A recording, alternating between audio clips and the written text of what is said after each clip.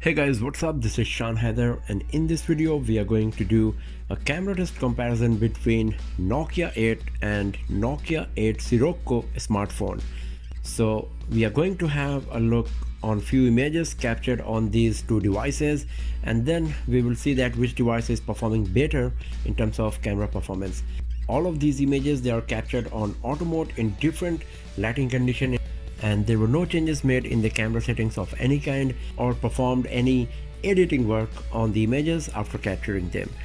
So the image captured on Nokia 8 Sirocco will be on the left hand side, and the image captured on Nokia 8 will be on the right hand side. So let's start our test now, and let's see that which device is better in terms of camera performance. So here we go.